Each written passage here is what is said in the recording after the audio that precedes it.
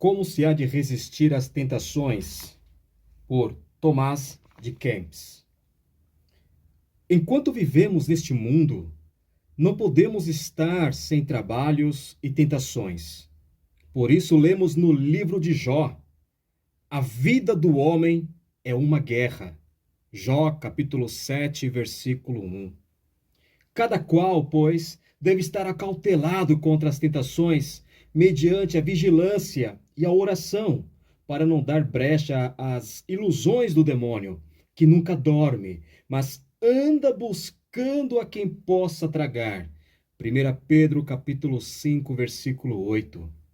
Ninguém há tão perfeito e santo que não tem às vezes tentações, e não podemos ser delas totalmente isentos. São, todavia, utilíssimas ao homem as tentações, posto que sejam molestas e graves, porque nos humilham, purificam e instruem.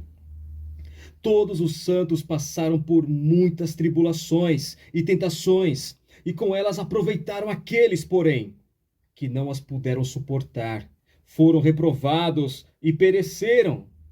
Não há ordem tão santa, nem lugar tão retirado em que não haja tentações e adversidades. Nenhum homem está totalmente livre das tentações enquanto vive, porque em nós mesmos está a causa de onde procedem, a concupiscência em que nascemos. Mal acaba uma tentação ou tribulação, outra sobrevém, e sempre teremos que sofrer, porque perdemos o dom da primitiva felicidade. Muitos procuram fugir às tentações, e outras piores encontram. Não basta a fuga para vencê-las, é pela paciência e verdadeira humildade que nos tornamos mais fortes que todos os nossos inimigos. Pouco adianta quem somente evita as ocasiões exteriores, sem arrancar as raízes.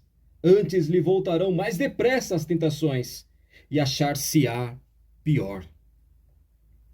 Há de vencê-las melhor com o auxílio de Deus, amado irmão, amada irmã. A pouco e pouco com paciência e resignação, que com importuna violência e esforço próprio. Toma a miúde conselho na tentação, e não sejas desabrido e áspero para o que é tentado. Trata antes de o consolar, como desejas ser consolado. O princípio de todas as más tentações é a inconstância do espírito e a pouca confiança em Deus. Afinal, assim como as ondas lançam um navio sem leme de uma parte a outra, assim as tentações combatem o homem descuidado e inconstante em seus propósitos. O ferro é provado pelo fogo e o justo pela tentação. Ignoramos muitas vezes o que podemos, mas a tentação manifesta o que somos. Todavia, devemos vigiar, principalmente no princípio da tentação, porque mais fácil nos será vencer o inimigo quando não deixarmos entrar na alma, enfrentando-o logo que bater no limiar. Por isso, disse alguém: resiste desde o princípio, que vem tarde o remédio, quando cresceu o mal com a muita demora. Porque primeiro ocorre à mente um simples pensamento, onde nasce a importuna imaginação, depois o deleite, o movimento. E assim, pouco a pouco, entra de todo na alma o malvado inimigo, onde não houve resistência desde o início. E quanto mais alguém for indolente em lhe resistir, tanto mais fraco se tornará cada dia e mais forte o seu adversário. Uns padecem maiores tentações no começo de sua conversão, outros no fim. Outros, por quase toda a vida, são molestados por elas.